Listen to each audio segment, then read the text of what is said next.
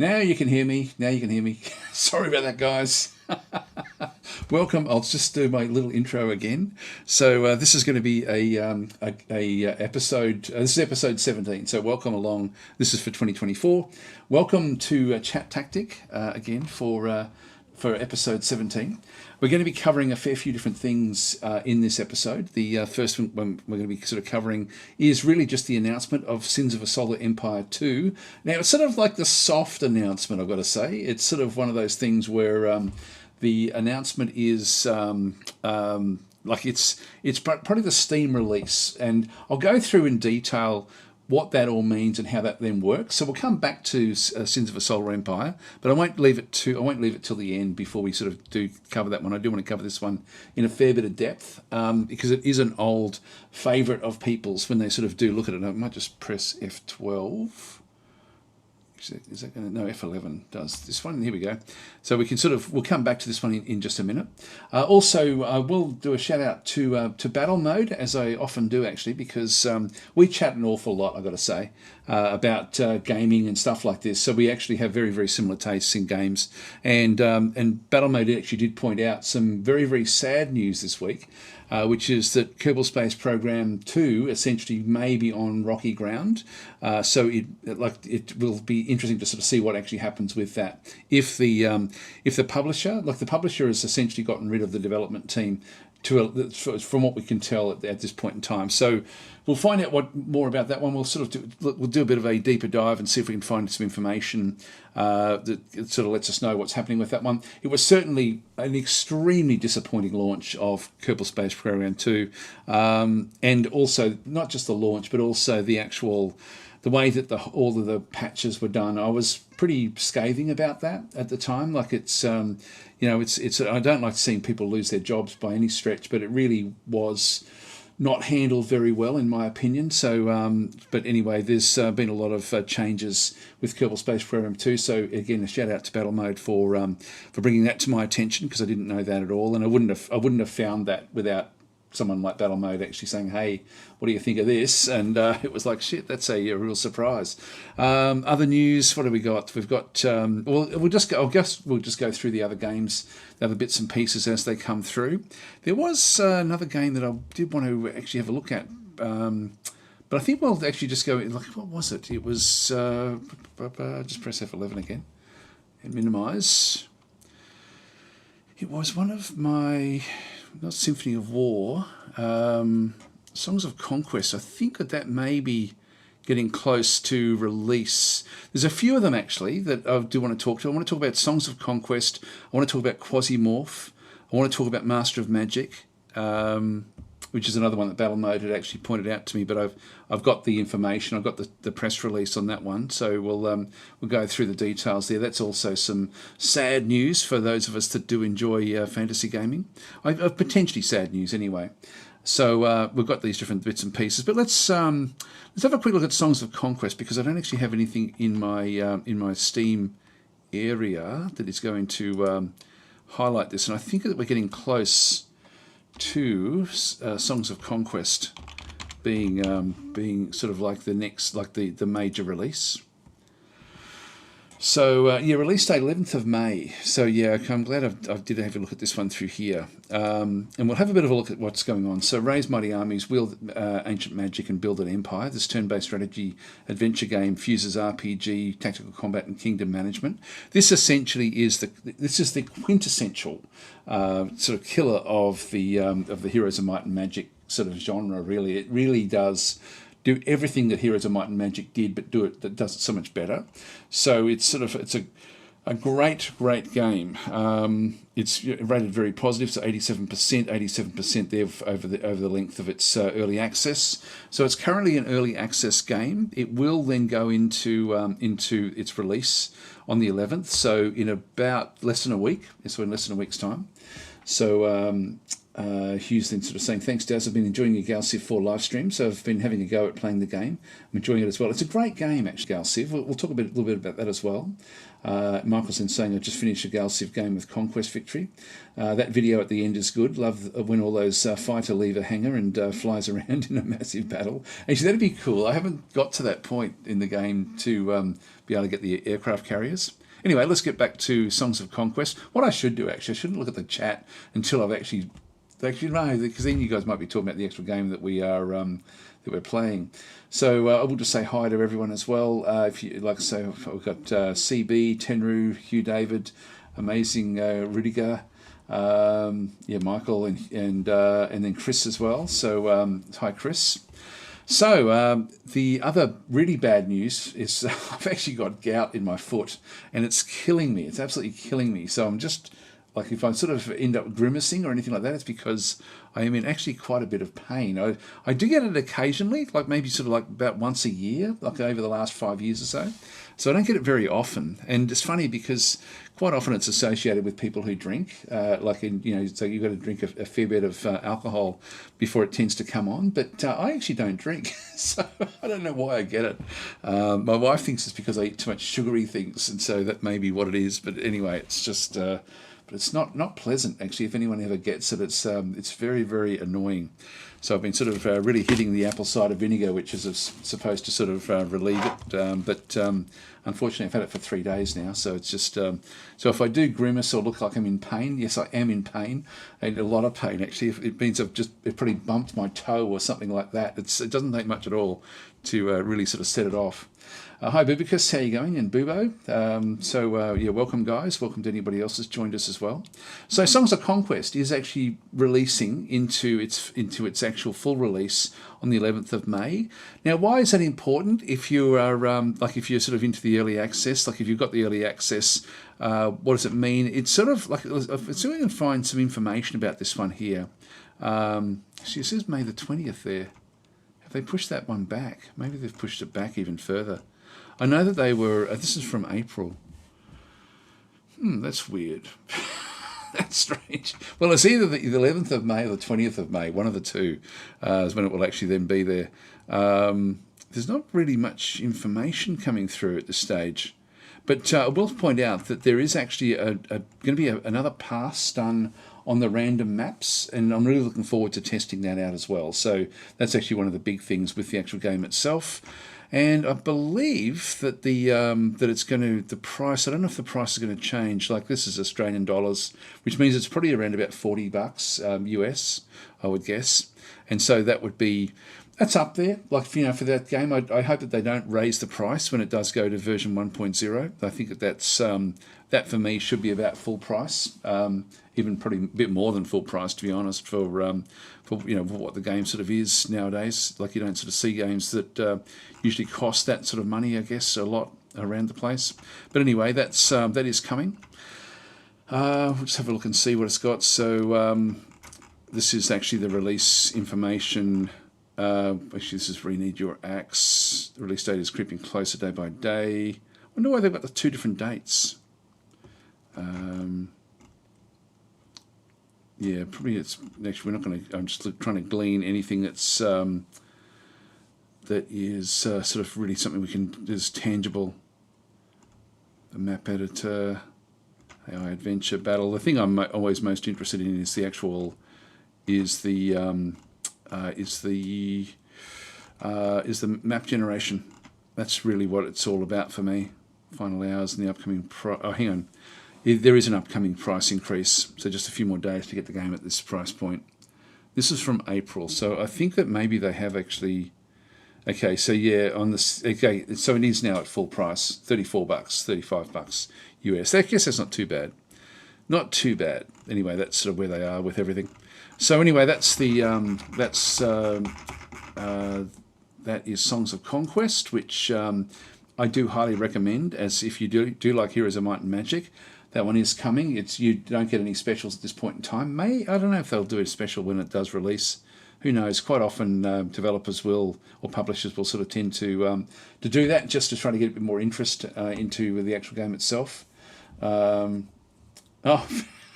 Oh, you're right, 2022. It's the 11th of May, 2022. You're right, it's the 20th of May. Okay, well, let's not worry about this one too much then. We've got a couple of weeks before that one actually has to be mentioned, so we'll actually leave that one alone in that case. Yeah, you're dead right. It's 3 a.m., I will point out here. So I'm in pain, so you'll have to excuse me. I am not seeing these sorts of things. So anyway, that's where we are. Just go back out. And we'll go back to Sins of a Solar Empire 2. I will actually play the this video as well, actually. So we'll just go and just do an F11 again. And we'll have a look at a few of these things. It goes for 2 minutes, and then we'll really pull it apart. So I'm going to make it full screen. I'm going to turn the sound on.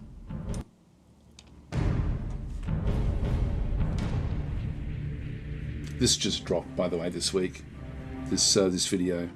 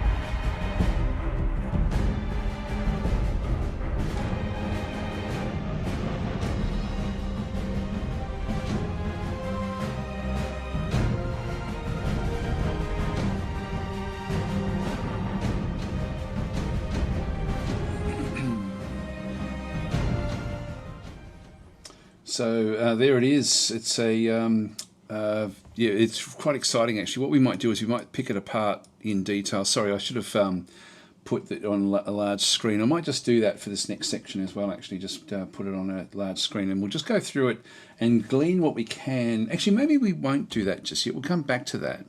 Because if you're not familiar with what Sins of the Solar Empire 1 was, it came out close to 20 odd years ago, 15 or 20 years ago. So a long time ago. Actually, yes, I think it's closer to 20 years than 15 years, to be honest. Actually, no, it's probably closer to 15. I think it was 2008 or 2009, somewhere in around there. It was a long time ago anyway. And so what actually happens here, or maybe we'll just go through the actual summary of what it does actually have. So Sins of a Solar Empire is a sequel to the critically acclaimed space strategy game that seamlessly blends real-time battle tactics with a depth of 4x.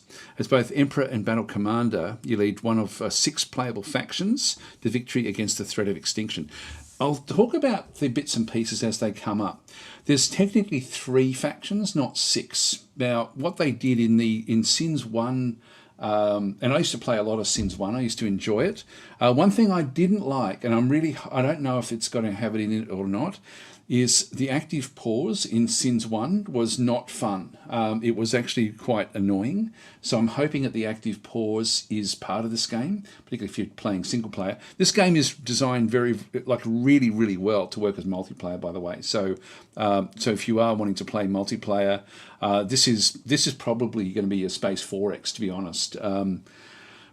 Where would it sit in terms of the pacing and so on and so forth? It really is going to be it's yeah. We'll come back and maybe do a comparison of the other big Space 4Xs and just try to figure out where this one sits in the grand scheme of things. So I'm guessing it's probably more of a challenge to Stellaris than anything else. Maybe Distant Worlds as well. It's not really a board gamey sort of style game like like ISG or Gal Civ, so it sort of doesn't really compete with those games, but it does. I think it will certainly compete with Stellaris and also Distant World. It's sort of like in between those two games, which is quite interesting. Anyway, it says 6 playable factions. This is good because the game has actually released well over a year ago now on the Epic Game Store into early access, and then it went into actually full release also on the Epic Game Store, but no one knew about it. It wasn't actually publicised. So it's 15 years. There we go. It says Sci-Fi Snob. Man, I'm old. Yeah, it's one of these games that everyone loved it when it came out. It really was a great game.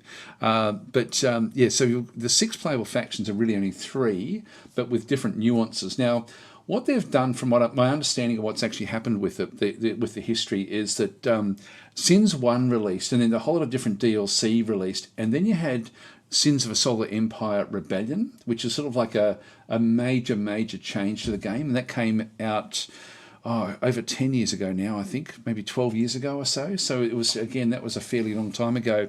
And that was the absolute pinnacle of the Sins of a Solar Empire gaming. I do actually have that on the computer. I don't have it, sorry, I've got it in my Steam library, but I haven't played that for a long time. I think I used to originally play that one off CDs and things like that as well. So it goes way back. But the factions that you've got 3 main factions that split into 2 different sorts of ways of playing them, I guess, and that's where the 6 playable factions come from. And so what they've done when they release it on Steam, the hook for the Steam release, and it will be updated if you've got the Epic version as well anyway, my understanding anyway, is that the Advent, which is one of the actual, which was essentially 2 of the playable factions, is the Advent has, like, when you split them into 2, is going to be then added to the game, and that's not in there just yet from my understanding. So that will actually that will be the hook for the release, I guess. That will sort of be the extras that you then get for the Steam release. And so it's coming in Q3, but we are now getting a bit of hype about it. So we're going to be seeing more and more information in the lead up to the actual Steam release of the game. So that's the first thing. Real-time tactics meets 4x depth. So there's no turns. There's no battle mode. There's no strategic mode. It's all one mode, and it's all real-time. And so this is essentially your Distant Worlds approach. So you've got this is very much the same style of play from Distant Worlds, where you can zoom right, if you can see it through here, it zooms from right in to right out. And one thing you'll notice that's very different to Distant Worlds is you've got star lanes. They're extremely important in this game. Distant Worlds is just a big open map, whereas this one uses star lanes. So this is more gamey than Distant Worlds. Distant Worlds is still the epitome of being a simulation game. This is not a simulation game at all. This is a 4X game, essentially. So Intrusi saying, you heard in battle mode, there is no battle mode. Where's battle mode? I haven't seen battle mode come in. So anyway, this is, so there are no turns, there's no, there we go, there is no battle mode. I'll have to let him know that. I'll have to point that out to him because he's not in here at the moment. So there's no strategy. There is no. I'll have to take a. I'm going to take a screenshot of that one right now. Control F12. There we go. Sorry guys, I'm just going to quickly do this. This is funny. So we'll go and do this one. I'll just go and open it in the image, in its own little image editor, and highlight that.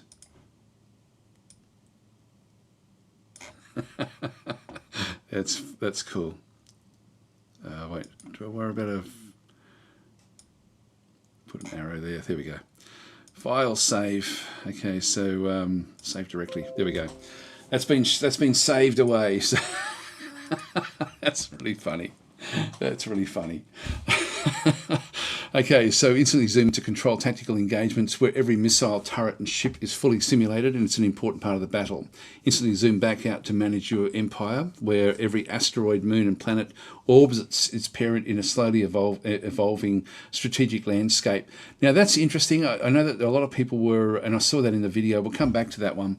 I don't know if I like the idea of having orbiting orbiting systems essentially, but we'll have a look and see what we can glean from the video.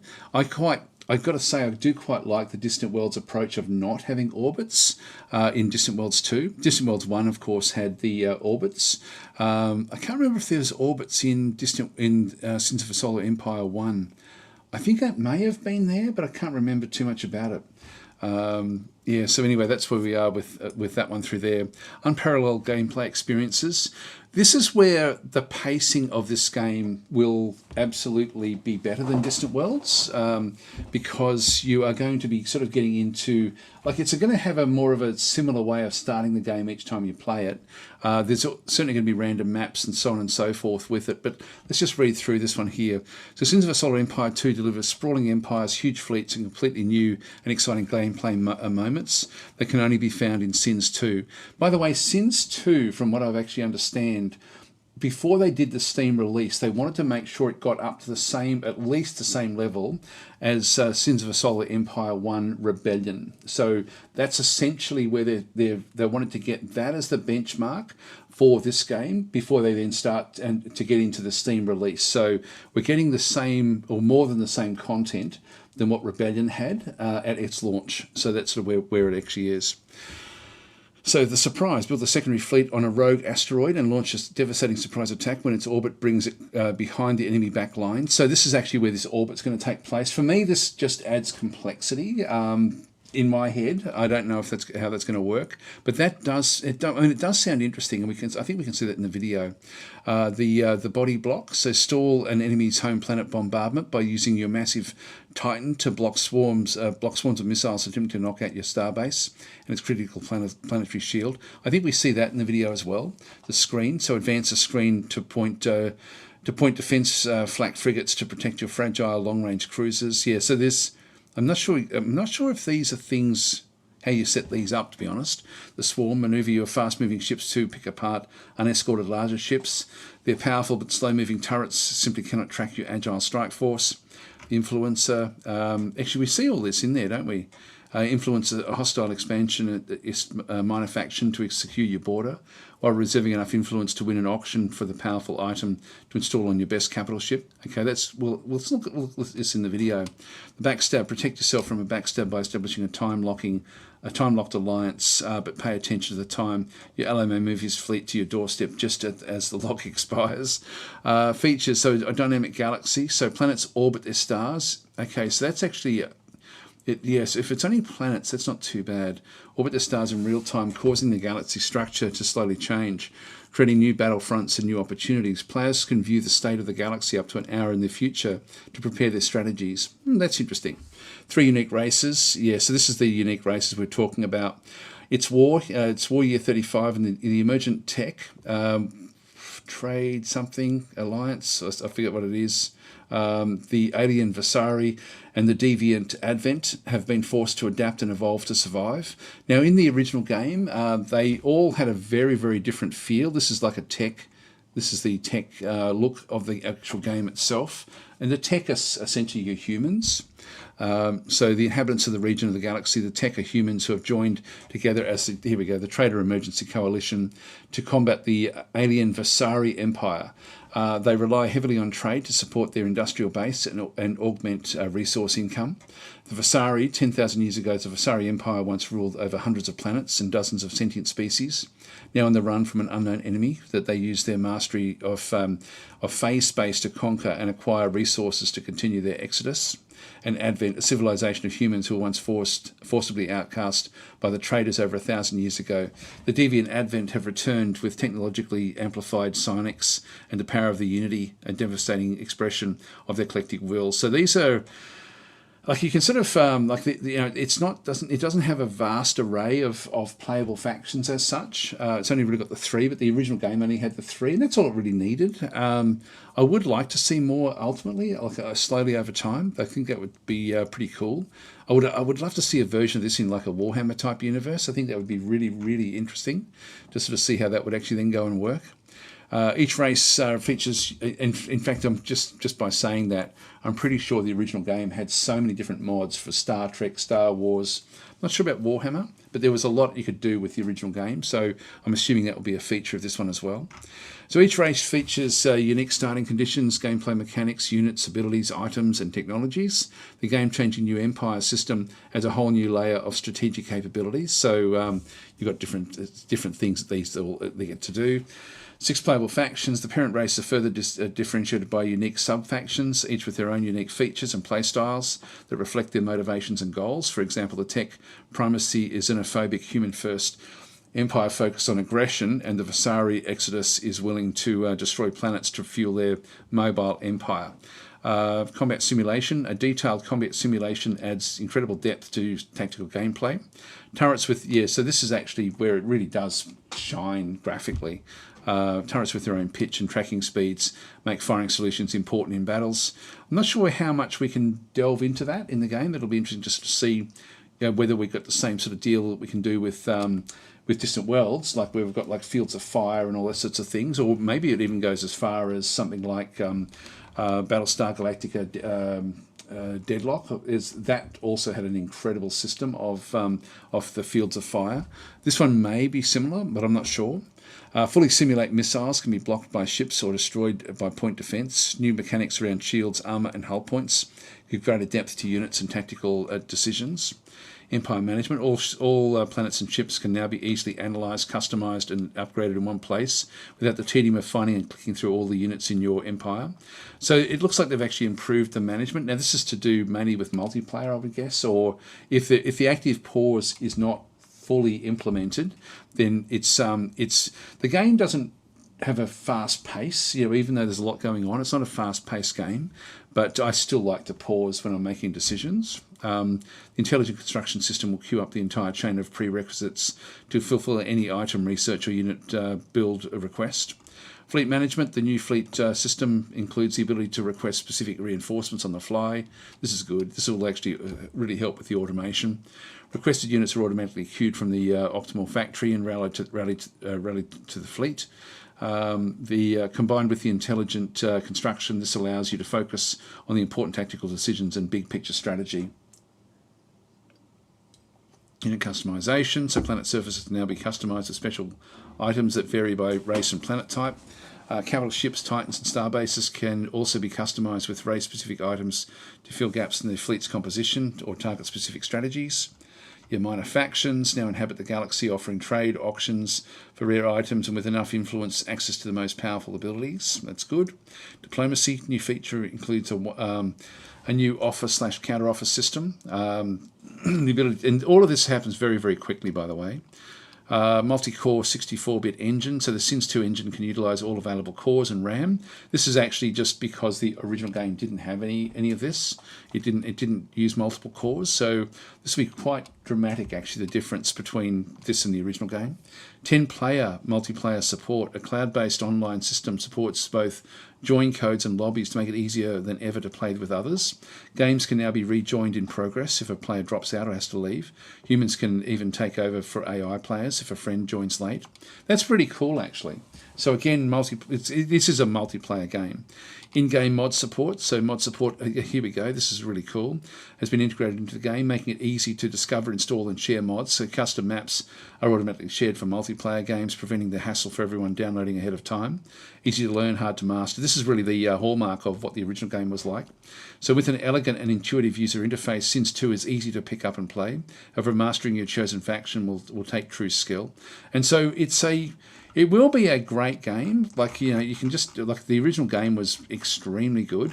It's funny sort of seeing some of the graphics we're seeing things in the graphics that, like these things here, those big sort of squarish things, are star bases. These weren't part of the original Sins of a Solar Empire 1. These came through with DLC. So it looks like they've actually tried to start off Sins of a Solar Empire 2 where Rebellion and all the DLCs left off, I'm guessing. It's sort of where that sort of is kicking in. Let's have another look at the video, and I will just, I'll go back out and just get a full screen grab.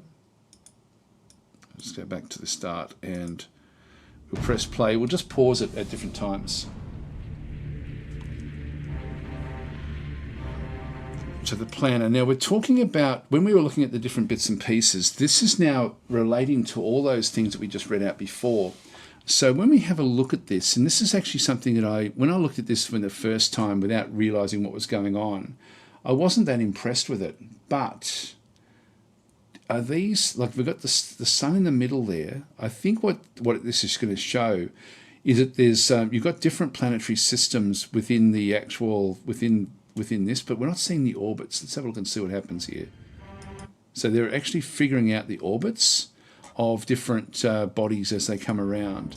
And so they can then launch an attack one way or another, probably from the pirates into this way or the other way around. But that's sort of weird.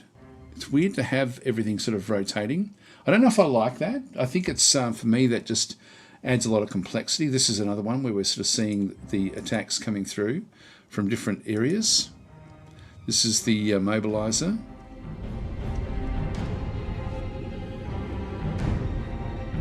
I'm not sure what that one was. The defender. Now this is where they've set up the big star bases to protect everything. I think we're supposed to be seeing frigates and things with sort of like point defense. Might be this stuff in here. The influencer. So this one here is influencing the minor factions in the game. So using like influence points cost essentially back in through this other side, provide a random collection of resources from the pirate loot horde. So I'm assuming it's just trying to sort of get into here. The game itself is was very, very streamlined, and so it actually looks very, very good. Yeah, moving space lanes looks weird, says Boobo. I agree with you, it does. And Rafe Stanley is saying, yeah, first time I've been hyped for buy and support a season pass in a long time. I'm thinking it's going to be great, actually.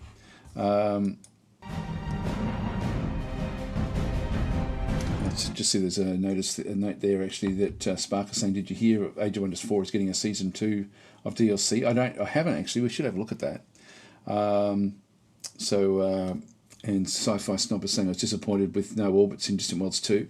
But then I realised it would be more confusing and make it harder to find stuff for no real benefit. Yeah, I'm actually glad they took it out, to be honest, in Distant Worlds. And I wonder if that'll be something you can turn off in this game, the Empire Builder. This is actually where we're looking at the planets themselves, I'm guessing. So we've got civilian and military. These are the installations around the planet to do two different lots of things. So it's fairly simplistic, the way that the game actually is working. Now, the thing I've been looking for is there an active pause? And I can't see it anywhere, which actually scares me a little bit. I'm really hoping that you can pause as you play. And now multiplayer, that's probably not going to be able to be done. Yeah, because otherwise, I mean, it's just full on. I hope it's not just a big full on multiplayer. Sorry, big full on real time, without having an active pause. So that's the systems again. Now this is the fleet supply system that it was talking about, where you can set certain things up.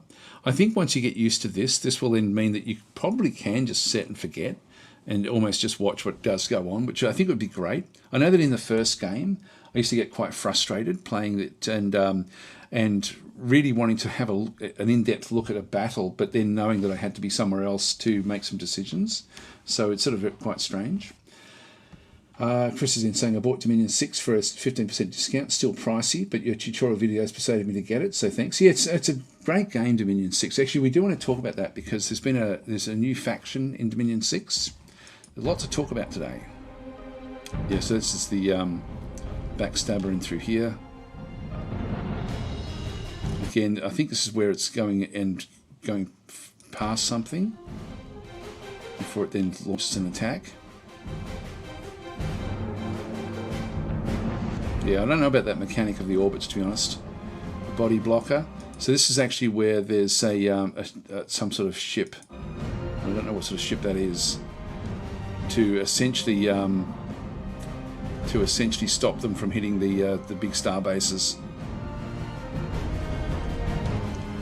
Which is the missile screen here as well. So these must be the point defense weapons coming back through.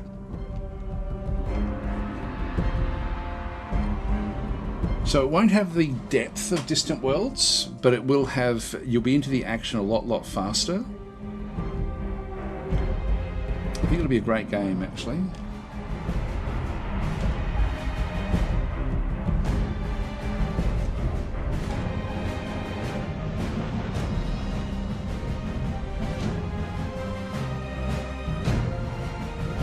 That looks good, doesn't it? It does look good.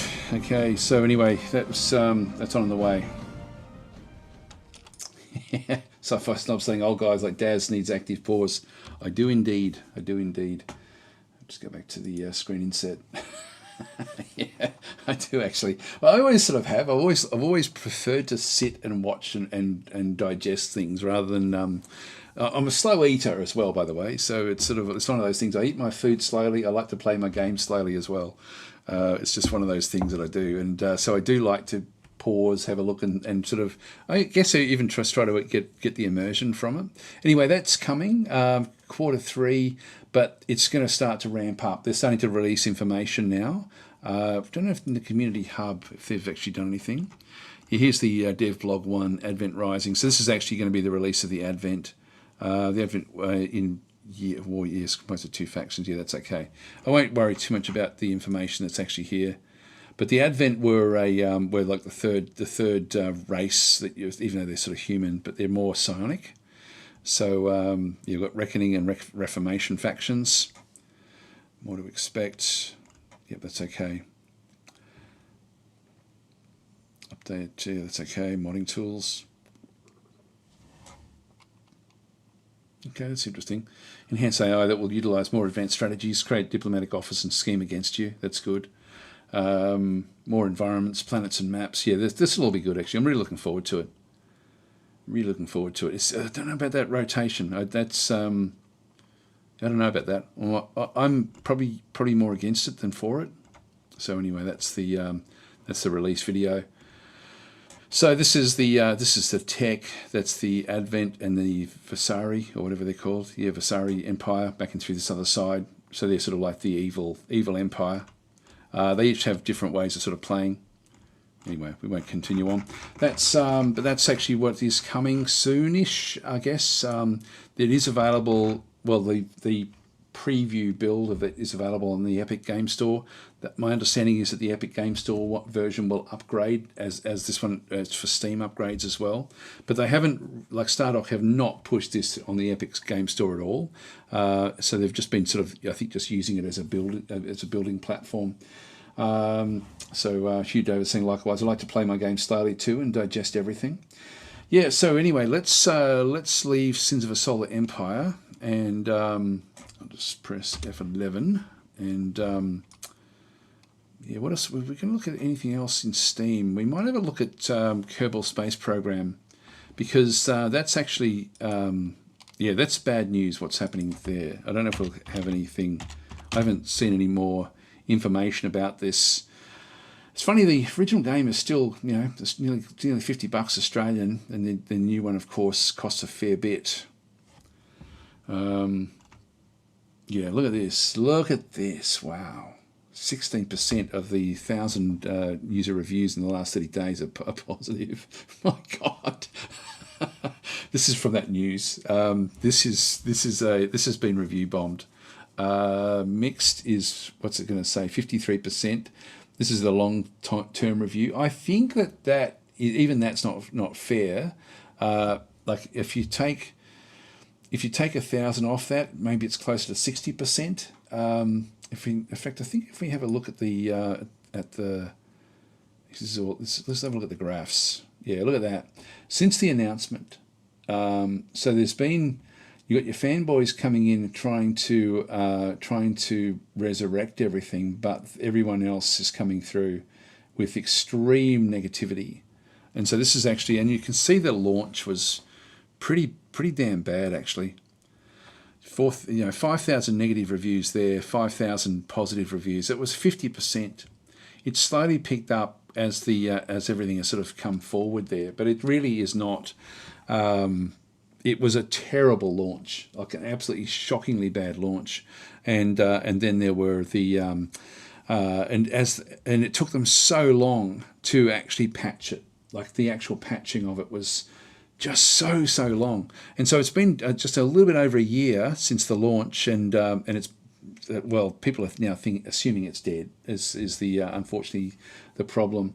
So Radigar saying KSP2 is probably the only game I regret getting in recent memory. Yeah, I was really looking forward to it actually, and it was it's one of those games I still enjoy playing it where it currently is, but it's just like, I think even like I remember at the launch of it, like they actually flew a whole lot of influencers in to actually then do the actual like to cover the launch of the game. So I wasn't one of those, but there was a lot of people that were actually in that group where they were really hyped up to present the game in a positive light, and then I received the game as they were getting it as well, and I was watching their reviews and thinking, I'm not getting this. I don't like this. For me is a real mess, and I was wondering why their reviews were so positive when the reality of the game was really not that like it was pretty damn bad actually at release.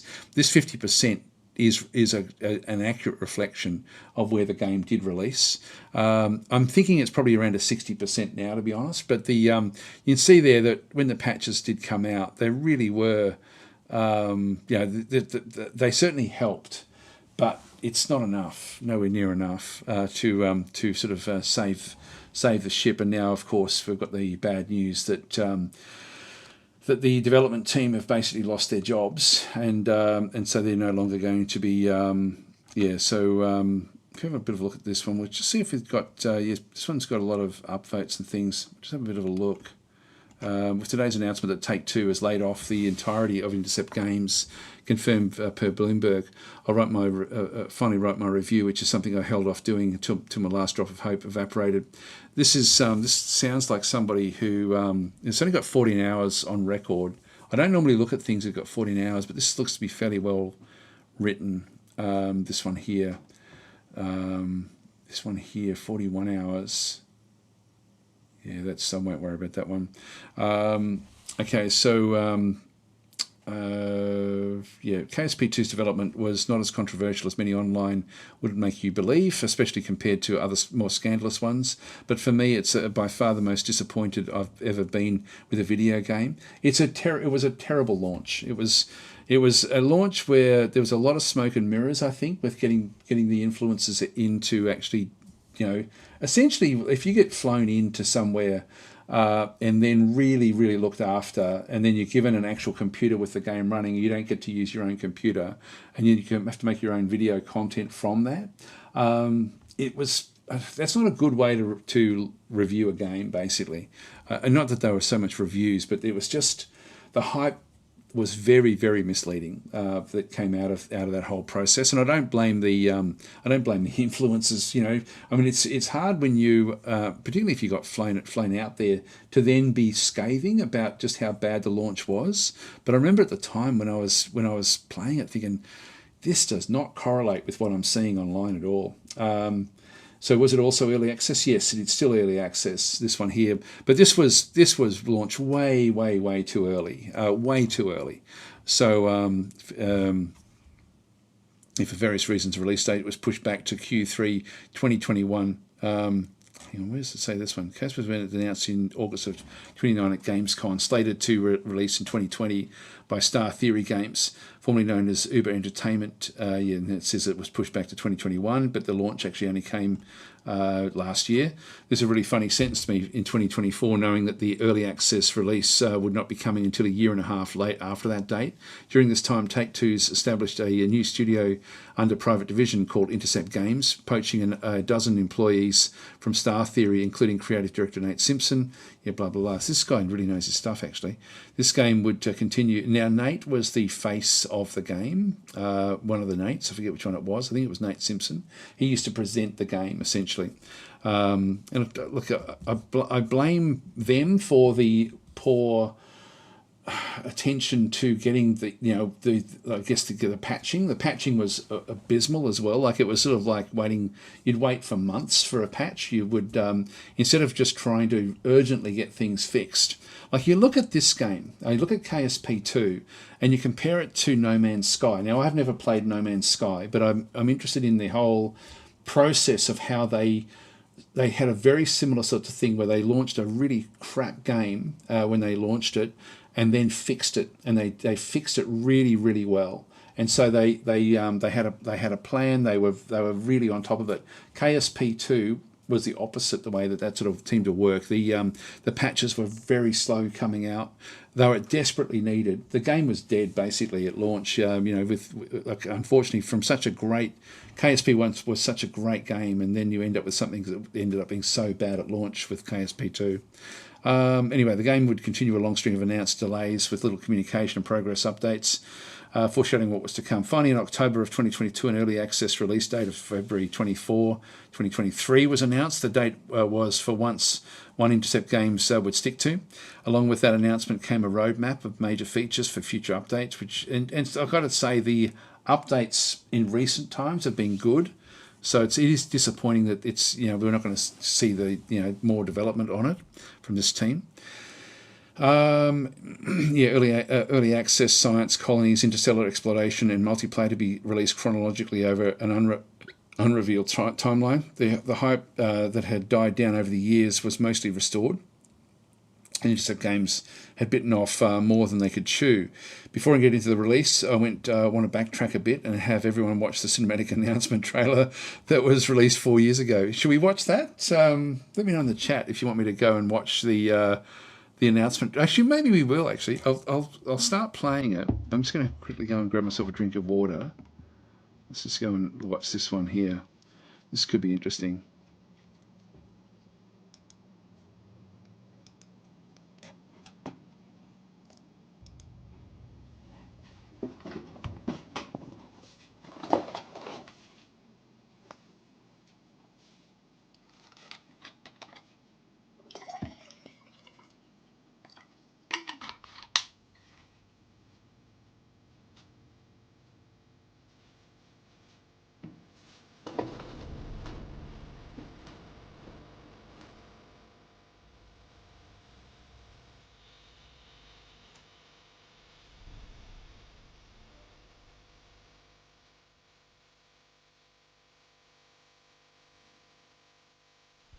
Bet you my video gets demonetized because of this music. I'll almost bet on that one.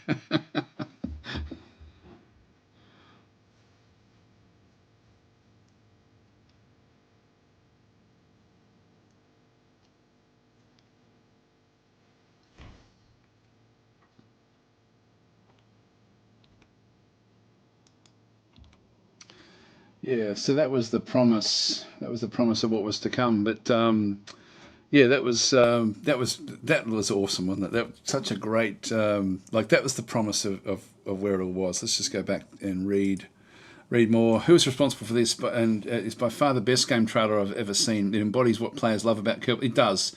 The mystique of other worlds, the scale of space, the clumsiness of Kerbal's, yeah, blah, blah, blah. So I'll just skim on down. 2 weeks before the early access release, ESA held a preview event where content creators could play the game for a few hours. Many of these content creators recorded themselves playing, and something seemed well off. You could see it in their eyes and the way that they talk about the game. The very framework which would support every roadmap feature was not built on solid ground. I think, yeah, I think that the people that were at that event, I didn't see anyone say what it was actually like. Which is a shame. 2 weeks later, early access was released. That's sort of when I got the game. Actually, I had it be probably in between that time. I recall some buzzing, and I think I might have done one video and then decided not to do anything until the next patch. I think. I recall some buzzing in the Discord in the days before release about the frame rate, but Intercept has a history of being proactive with the ban hammer. And he went, yeah, that's true. I remember that as well. Anyone who commented these things was swiftly removed. Forced positivity was the subterfuge that they needed to convince themselves that what they was about to release was worth a fraction of the resources that had been supposedly been poured into it. To cut a long story short, release day was a complete and utter disaster. It was shockingly bad. Performance was abysmal, with many high-end systems topping out at 15 FPS. Crafts were generally wonky and not in the Kerbal way. Anti-aliasing looked jagged. Maneuver nodes were busted. If you could, that was true. You couldn't do anything in the game. It was terrible. All you could actually do was get into orbit, and that was about it. In terms of doing anything else, it just wasn't worth playing. No re-entry heating, which don't even think of that still in there. I don't think I've got it even now. Actually, they may have only I think they brought that in just recently. An unlimited number of other failures all reared their ugly faces. Even the tutorials themselves didn't feel like KSP. Wrap all those mistakes into a $50 price tag, and it's not hard to see why KSP2's player count dipped below KSP1 within days of launch. I remember that because what actually happened was people went back to KSP1 and started playing that at the time because it was so much better than KSP2. I'm not going to pretend that I stuck it out and spent my time troubleshooting and reporting bugs to make the game better. I did what any sensible person would do and ask Steam for a refund. The period that followed went as you would expect, so poor damage control. Intercept gaslighted their fan base and ruled with an iron fist on their forums. I remember that as well. Nate occasionally posted updates on their forums, filled with so much technical jargon, it made reading them a bigger chore than booting up the game itself. Yeah, that's true. I remember that as well. Other than that, there was a lot of radio silence. I encourage everyone to give this website a whirl, which displays the scale of our solar system if the moon was only 1 pixel. I won't worry about that one. While you're scrolling, imagine each planet on it is an update given by Nate on the development of KSP2. The analogy works, trust me.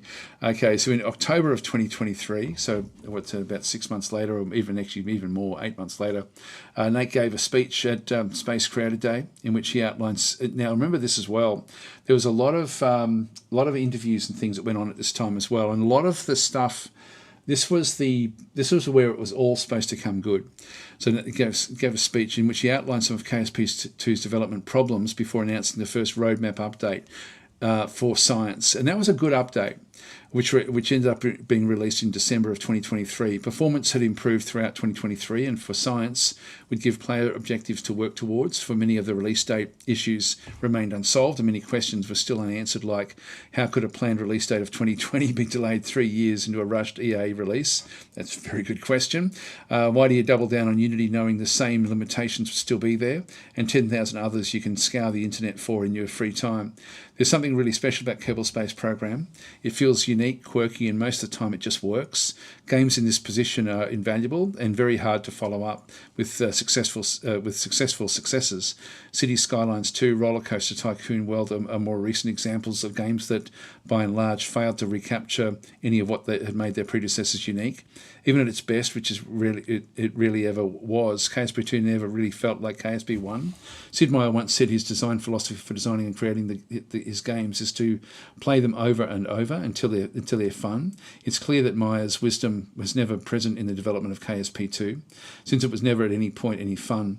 Such is the early access fate, and shame on all of us for buying into it again. No lessons will be learnt, and all will be stewing in our anger in a few months at the next major letdown. Kerbal Space Program 2 set its sights on the stars. Unfortunately, it sits abandoned at the launch site, having never even taken flight. Wow, what a great review, I've got to say. Yeah, well done on writing that. It's only, like, it's got limited hours, but this is a very, very good review. This is actually accurate as to the development of what happened with the game. Sizzle's saying KSP1 is a good game. Yeah, it's sort of funny. Like, it's I think that KSP1 and RimWorld actually both went into their early stages. I think I got them both about the same time, like well and truly before they were available through Steam or anything like that. And they had a very similar feel of just being very, very special games. But KSP2 just had so many problems. So anyway, it's a real shame that this has actually happened. I mean, it's sort of, I feel sorry for the people who've lost their jobs, but it really was a crap execution of a game. Like, it was terribly poor. Can the game be resurrected? Intercept Games is gone. Private Division is still around. Private Division may be able to do something, but it's, by reading that review, I didn't realise that they'd actually strip mined the company that was supposed to build it in the start, and sort of poached people to create Intercept Games. So it sounded like there was a lot of really bad business practices in behind it, just from reading that review. And if that's the case, like, who's going to be wanting to sign up to build this? And I can't see that. I don't know what's going to happen with it, to be honest. I hope that it lives on, but I don't think it will. So I think it's done and dusted. So that's Kerbal Space Program. Yeah, very unfortunate. There is a full history of things. I don't think, if we go into the community hub, there may be information in the discussions. So, but nothing major. Yeah, I'm not sure when this. Yeah, that's from March. That's not going to help us. Warning. What's this one? I'm a big fan of KSP. I was very impatient for the release, but I analysed. Yeah, okay. Yeah, blah blah blah. I won't go through. There's going to be a lot of very scathing. Yes, well, haters ruined this game. No, it's not haters. Haters didn't ruin this game. It was released way too early. The development, something went drastically wrong in the development for it to take as long as what it did. It did take. So yeah, I just hope that something can come in and rescue it. Maybe a Squad was the original development company. I don't know if they could get involved again. I just don't know.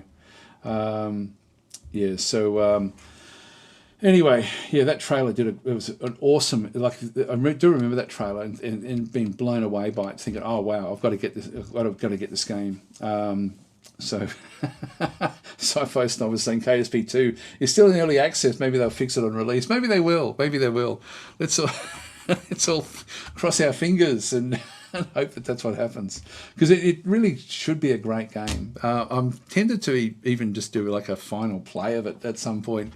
It's because it's playable now. It's quite good fun, but it's just it's not the special game that KSP1 certainly went through a progression of things that were added to the game over time, but it was just something special about KSP1. It was a great trailer. Yeah, it was really awesome. Does Squad exist anymore? I thought they did. I thought they still did, but I'm not sure what they. I think they're still just working on KSP1. I think.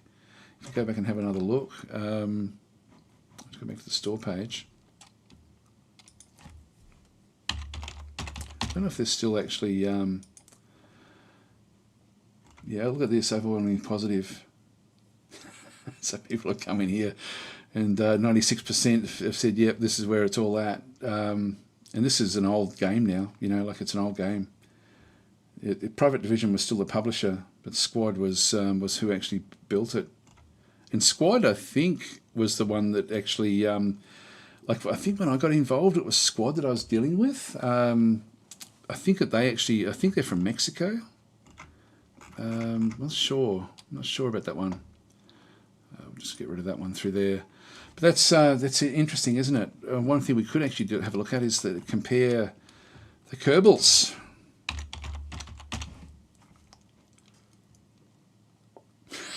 Jeez, look at this.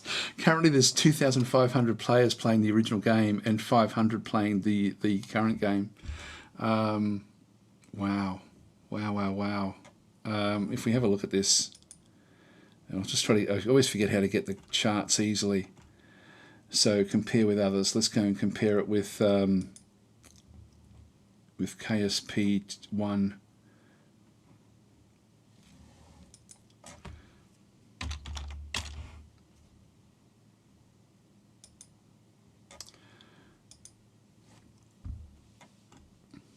Yeah, look at that.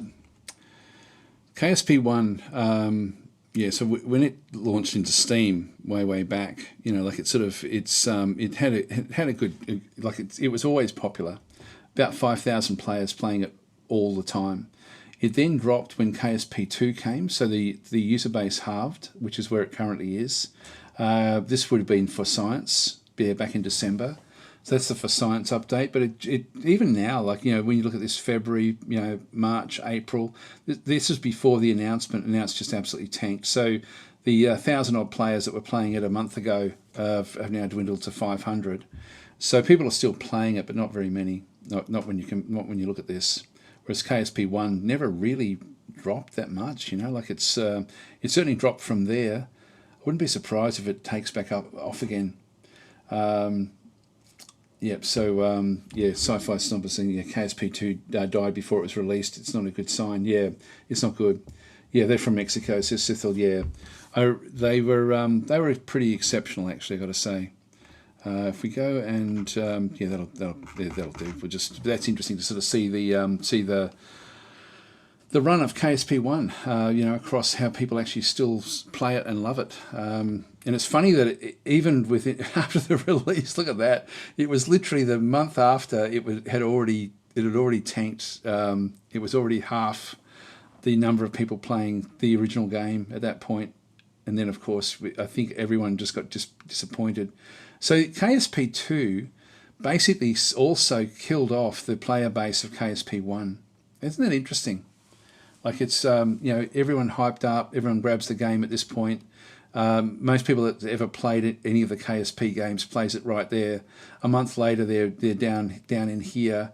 Half the number are playing it versus number one, and then KSP1 tanks as well because of the poor release. Wow, they not only did they kill their own game like the KSP2, they killed KSP1 as well. Not killed it, but they certainly damaged it. So. Yeah, Sithel's saying KSP1 was so great. It got many people into the space industry for real. Yeah, it was unbelievably good with what it did do. Okay, so anyway, that's that one through there. Let's just go back. What else are we going to have a bit of a look at? We'll just go back to that's Kerbal Space. Oh, Master of Magic I wanted to talk about as well. This is another one that I was talking about with Battle Mode. Master of Magic. Because there's been an update. This has been a public update basically on Steam as well. So this one here, if you're into Fantasy 4X, I really like Master of Magic, I've got to say. I really like it a lot. I'll just go to the Community Hub. Because there is an announcement in here as well, which I find quite sad actually. Important communication. So, greetings wizards. Since the enchanting unveiling of Master of Magic in December 2022, our journey has been nothing short of mystical. Together we've delved deep into the arcane depths of the game, unearthing treasures, engaging in battles with formidable sorcerers, and conjuring spells of unparalleled potency. Currently we have no plans for additional DLC or extra content, which is a shame.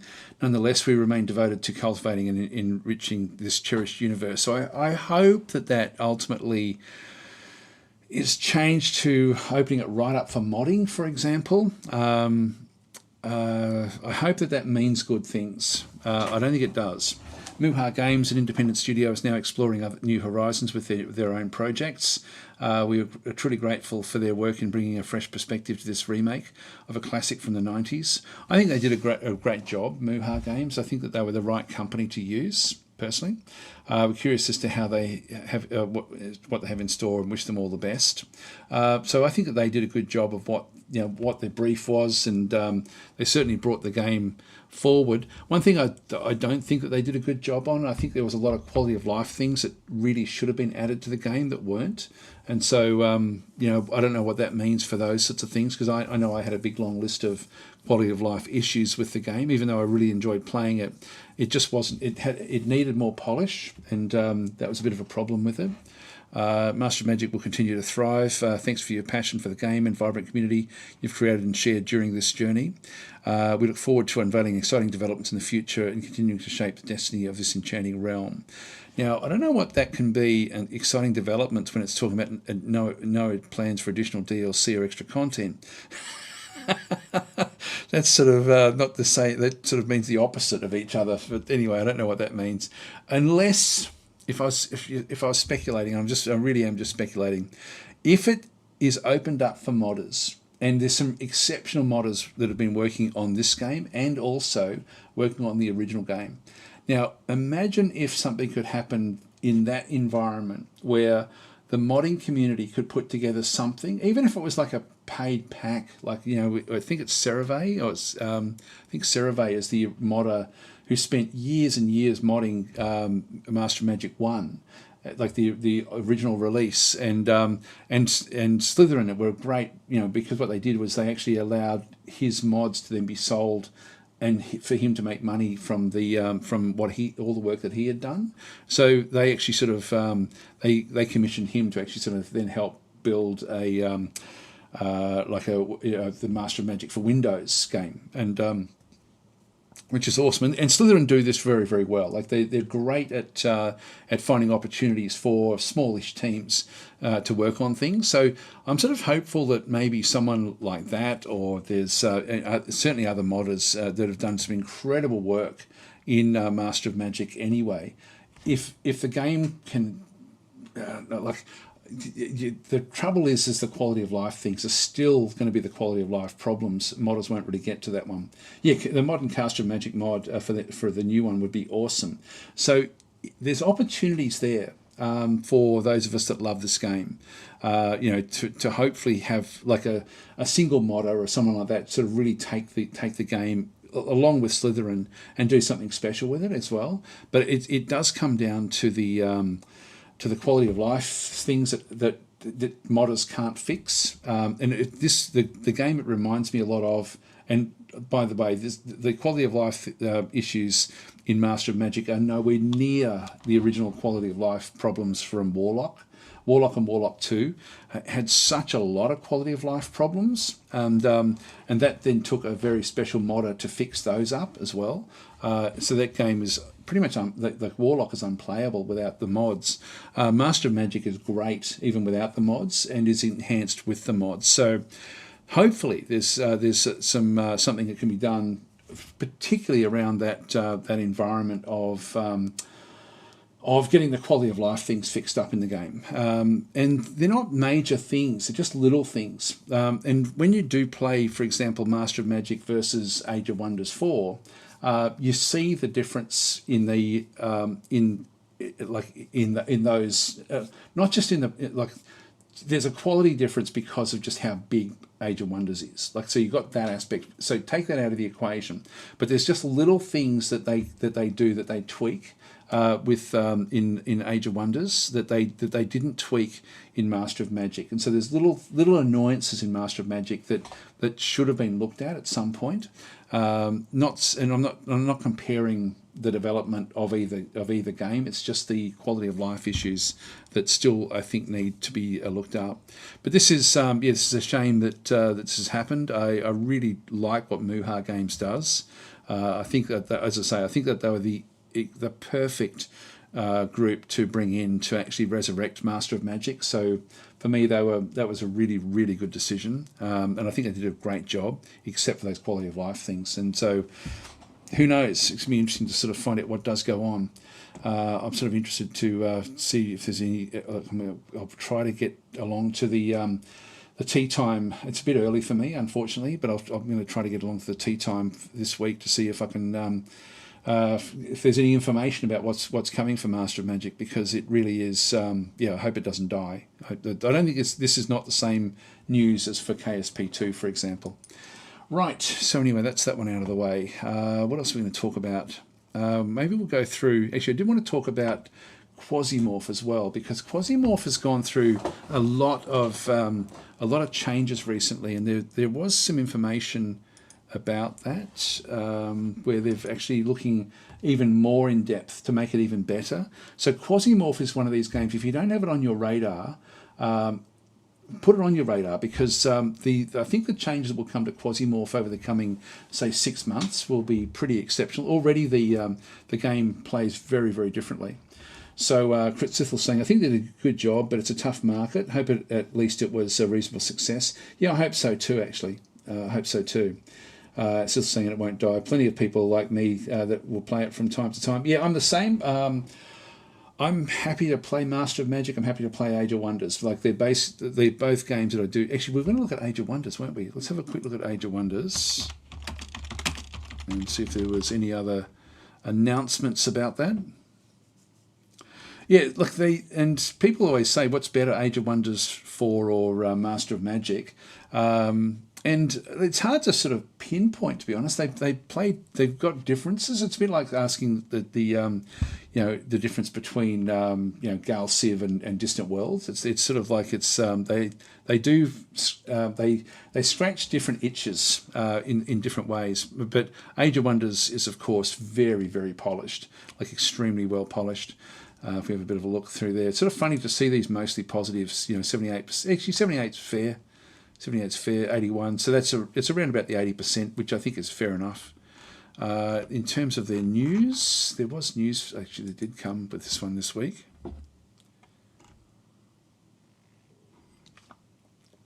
Oh, that's not really news. All right, so what else have we got? Join the anniversary stream on May the 2nd. Oh, wow, it's been a year already. Been a year, wow. Now, there was mention in the chat about there being a season 2. Brief history of Age of Wonders. That'd be interesting to read, actually. That's, but I won't do it. I don't know. There's no season 2 stuff I can see there. Let's have a look and see if it's in the. It won't be under news, I don't think. Otherwise, it would show up. That's here from early April. That's back in those other updates. Yeah, they had Raptors. Yeah, that's right. That's just coming as well.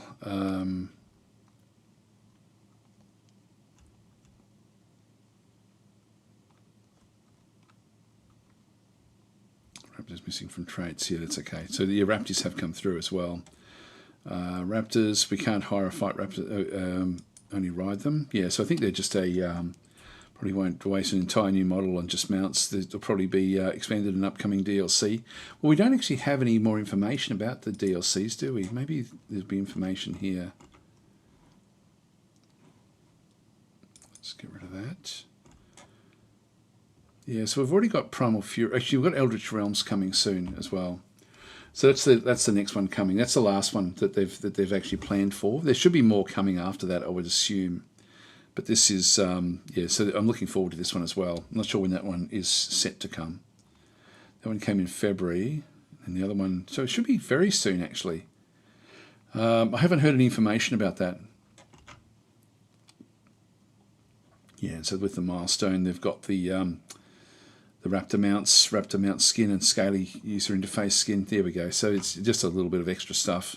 But the Eldritch Realms, yeah, that will be good, actually, when that one does come as well. Looking forward to that. I do love Age of Wonders.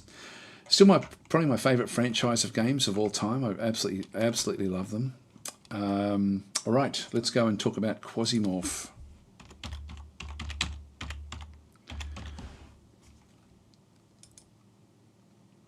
Here we go. So Quasimorph started off being like 78%, and then it's now up to 88%. And it should just get better and better and better over time. So Quasimorph is a game where you essentially go in like you get dropped off. It's a turn-based role play type game, like an RPG type game, where you have like an agent that you then go through into a randomly generated environment, and then you have a mission to perform inside that environment. And so they can be extremely brutally difficult to play, or they can be, you know, relatively easy. There's so much you can do in the game, and it's just getting better and better as it goes through. In fact, this is the old way of looking at the inventory. I might even fire it up and show you the changes. We'll have a quick look at the community hub and just see if there's information. Patch notes on 0.63. Third patch, I think this is just general, adjusted the difficulty curve for first missions towards smoother difficulty progression.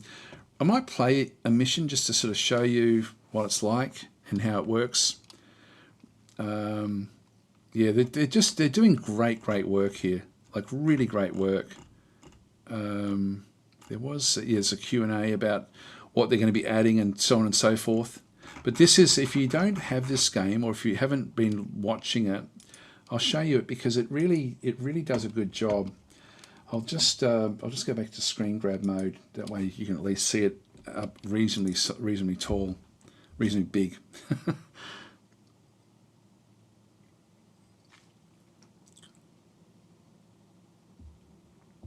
Just let it come up. The premise is interesting as well.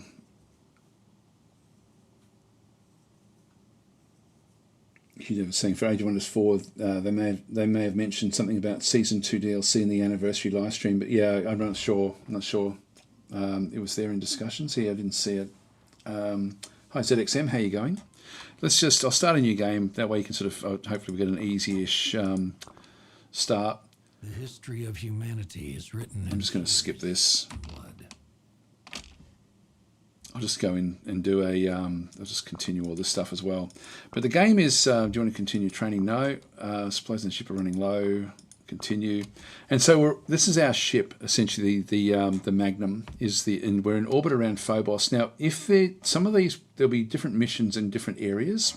We can just wait for a mission to appear here, and then we can do it. We're around Phobos in here. If we go and have a look at the system map, I'll just quickly do this one through this other side. Mars itself has got one mission available, and if we go and have a bit of a look at that one through there, this is a mission where it's an espionage mission, difficulty 3 out of 5. I wouldn't worry too much about the difficulty counter, to be honest. There's a fairly good reward there. And so it goes through, like there's different groups in the galaxy that have to do different things. We've got espionage, core world. So the status is it's an espionage mission. The owner is Corwood MG, and the beneficiary is civil resistance. Now, typically you want to be against civil resistance. This is sort of like the enemy that you start with, but in this case we'll do this job for them, this espionage mission. So if we go across, let's just travel. So if we just go and start travel.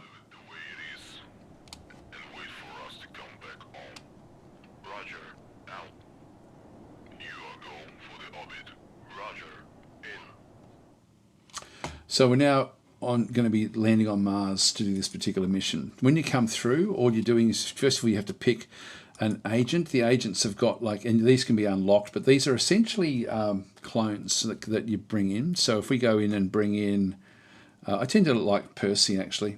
He's got good melee, so he can do a lot. Actually, Francis also does good melee, but I'll just keep Percy for now. You then have to choose a class. So this is a rookie, that's his rank, and it's like for every time he sort of goes and does missions, he'll start to rank up a little bit, which makes him more powerful. This is his overall health, etc. The class that we end up having, we've got the Scout of Hades or the Eclipse Blades. This is either pretty much ranged or melee. Again, you can unlock more of these over time. So I'll just go with the melee class and then select equipment. So you've got all this equipment on your ship, where you can sort of go and put all sorts of different things in. I prefer to just go in purely with a knife at the start, and that's it. So just go in just simply with a knife. Don't use all the other stuff. So this is how I play it, because at the start it doesn't really matter if he ends up dying or anything, because you get him back as well. So anyway, that's we'll just go and return. So he's now ready to go. Start the mission. There's a fair bit of depth and detail about the equipment weights and how this sort of impacts the actual the units, etc. So we'll just go continue. That's just the mission itself.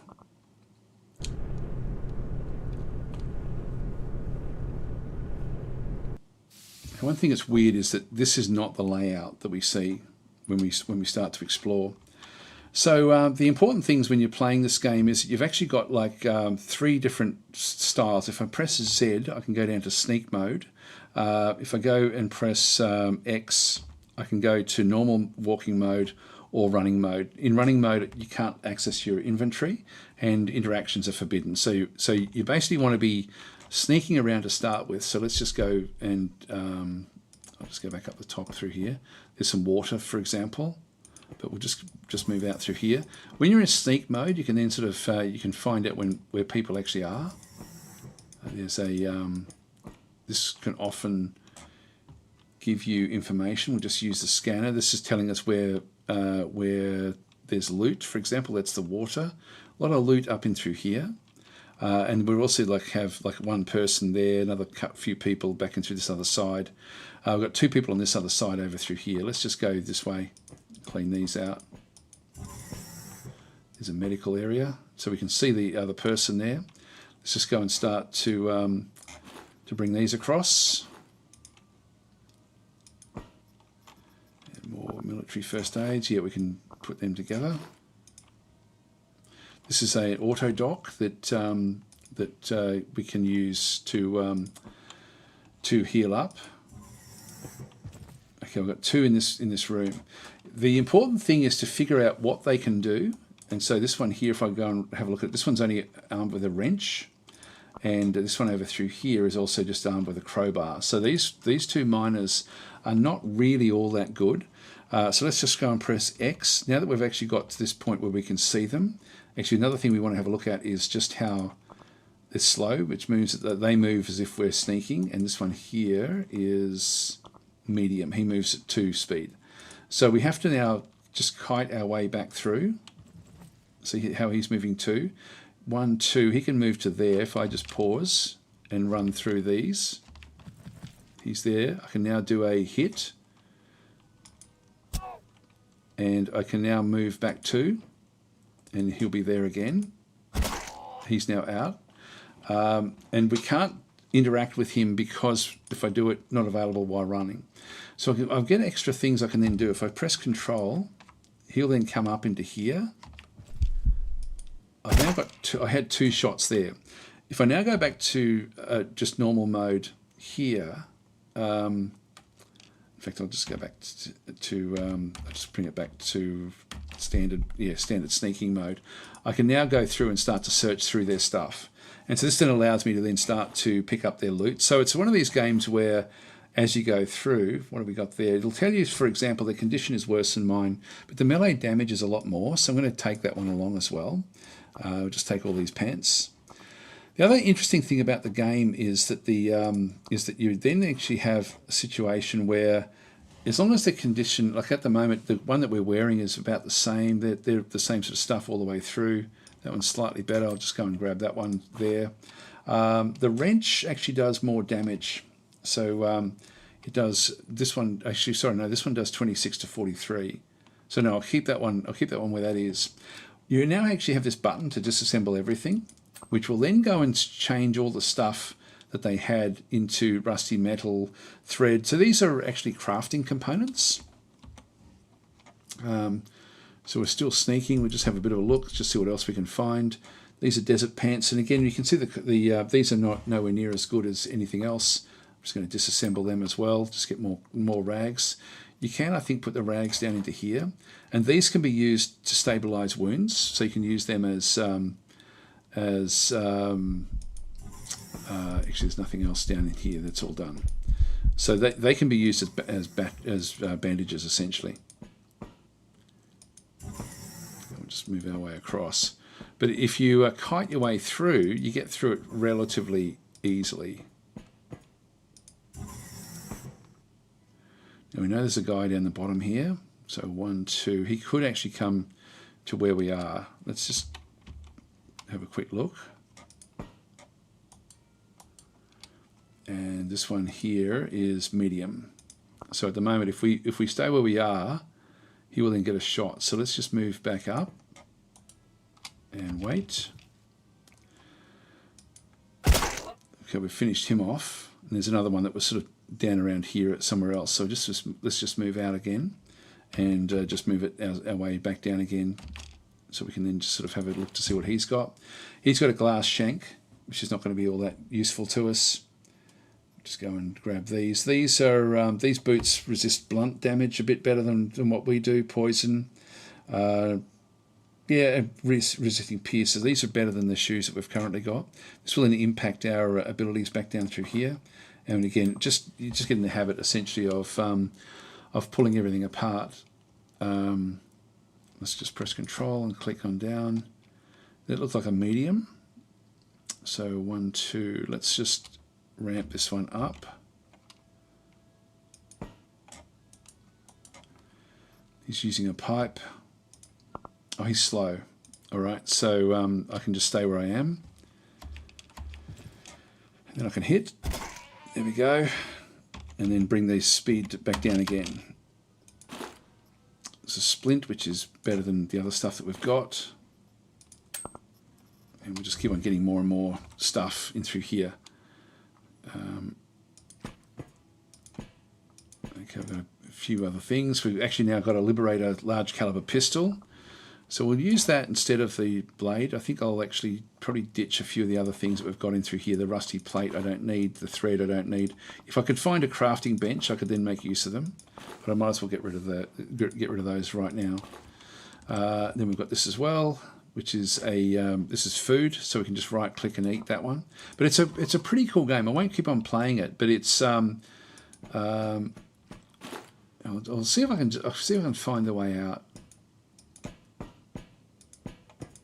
So we're still sneaking, so we will get a bit of access.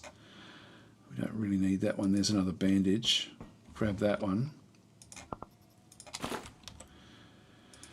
And what have we got in there? We've got another bandage, and the cable is just another crafting element, so we don't need that. Actually, we've got another splint down through here. There's more food. I won't worry about the food. This can replace that one. That's just rubbish. And this is an assault rifle, which is much better than the pistol.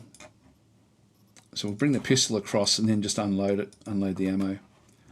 Now that I've got the splints and the bandages, I don't really need that either. I can make if I can find a crafting bench, I could make myself a sling carry with that one. These bullets, what does this one require? This one requires the same sort of bullets, so let's go and bring those across. So like bullets, you do run out of bullets as you go through. There's no crafting benches then through here. There is actually another room down in here. We don't have to do this because that's the way out. Oh, hang on, what have we got down through here? This one's just got a saw blade bat. So again, just a melee weapon. This one's a medium. So again, we just have to make sure that we're traveling faster. There we go, that was good. I should be a bit more careful with this.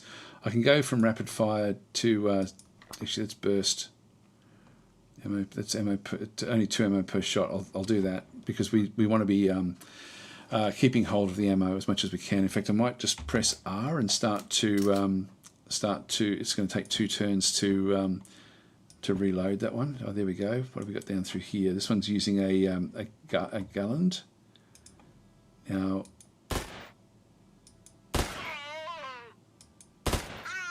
There we go, so he's down. Actually, I should show you, because you don't need to do it this way.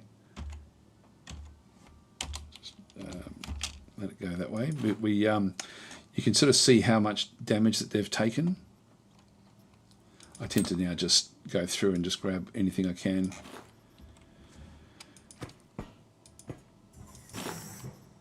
This one here is using a different sorts of bullets. I think I'm going to ditch that. Grab these. Yeah, that one does better pierce, cut and poison resistance. And that helmet is heaps better than this helmet. And impact the boots are better than this. Yep, so I'll just leave it like this, I think.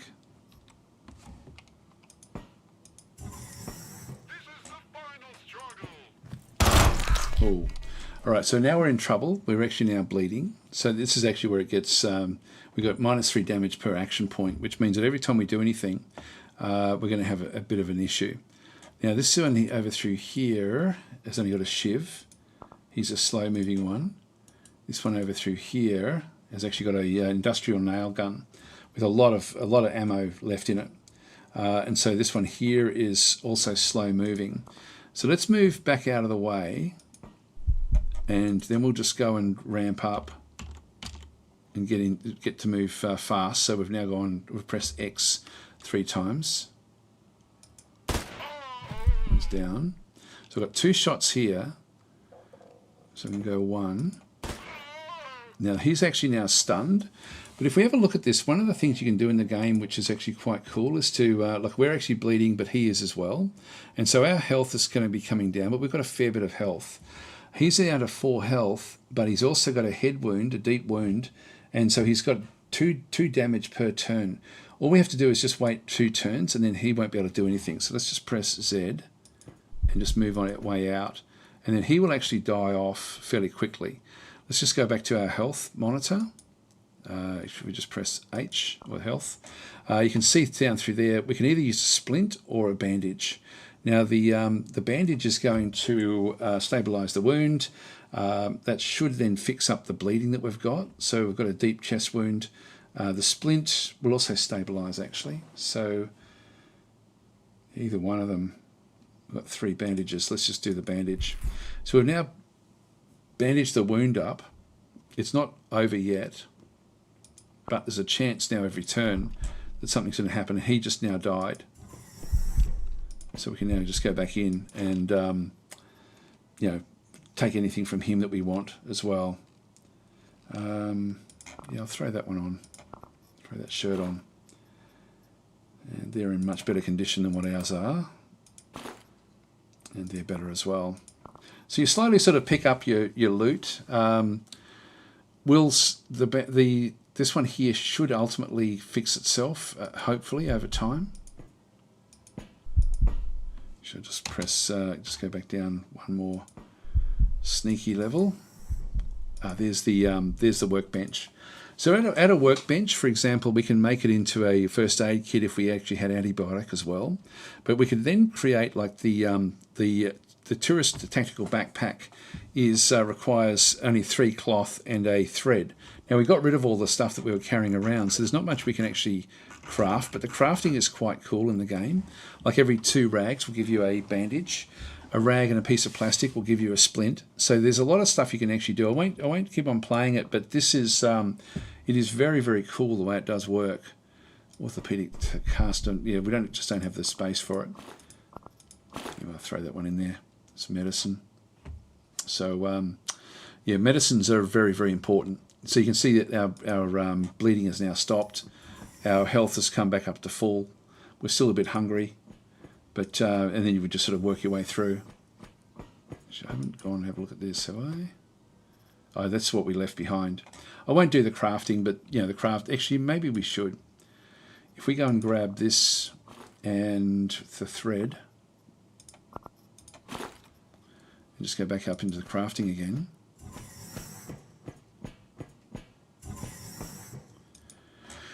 We can then make the backpack. So we craft the item.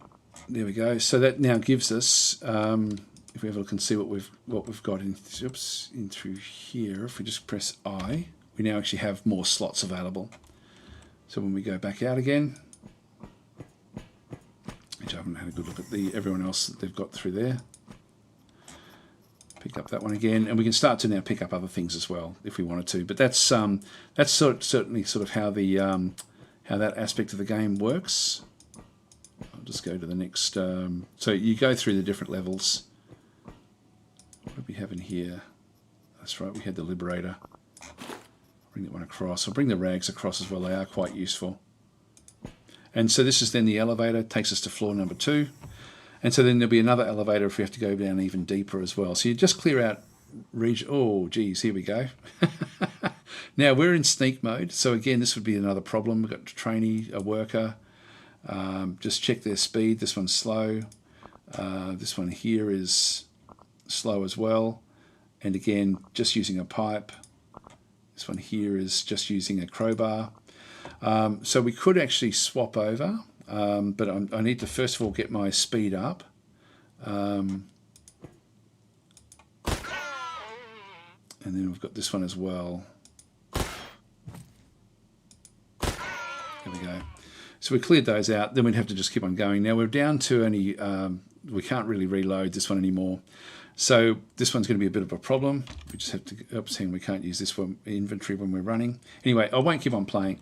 It's one of these games I can play this for hours. I just absolutely love it. We'll save and quit, but that's Quasimorph. It's certainly worth, and each location is themed as well. So it is really quite cool with that one. So Chris is in saying, hey Daz, have a look into Nexus. Hang on, let's just go back into this one again. Quick look at that one. And we have to start to go through the final bits for this, won't we? So it's Nexus in here.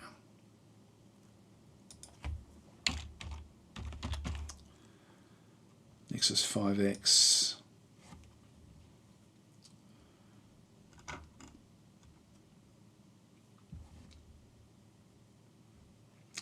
All the depth, diplomacy, conflict, and conquest of a turn-based 4X, but played in fast-paced 60-minute competitive sessions. Play solo. That would turn me off.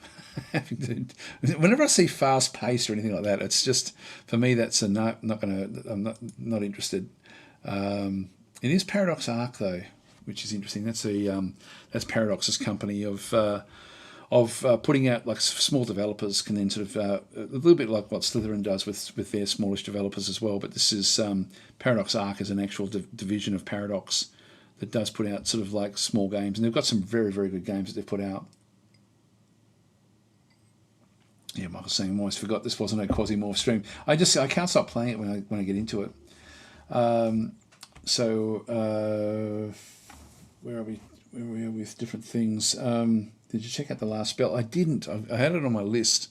It's still on my list, but I didn't actually get to it. What I think we might do is, as I said at the start of the stream, I've actually got gout at the moment, and it's my foot is killing me. So I'm going to. I think we'll do the marble run now. There is no giveaway. This was the Stellaris game. I didn't think it was. I thought there was a different game that was like the Stellaris game. But Paradox Arc does have a lot of games that they do bring in, but I didn't think Nexus was one of them.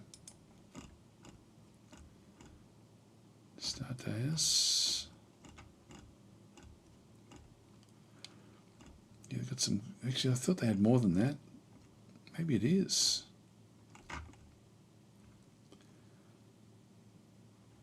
Maybe it is. I didn't think it was. No, I maybe. Yeah, maybe getting my wires crossed there. I thought there was another one that they'd done that was sort of like very similar to it, but no, I can't think of what it actually is. Anyway, so there should be the new DLC for Age of Wonders should be not that far away, I would guess. Let's have a look at the Steam. Actually, before we go and do the marble run, we'll just have actually what I will do is I'll just get you guys starting to prepare for marble run. So we'll get Nightbot involved. We'll log in. And again, this is just for bragging rights. There's no prize today. So we've got the giveaways, keyword, and I'll just put in the word brag. So if you can just in the chat just type the word brag, that way you'll end up in the list for the actual marble run. And in the meantime, while you guys are typing that in, I will have a look at the Steam news and just see if there's anything else we missed.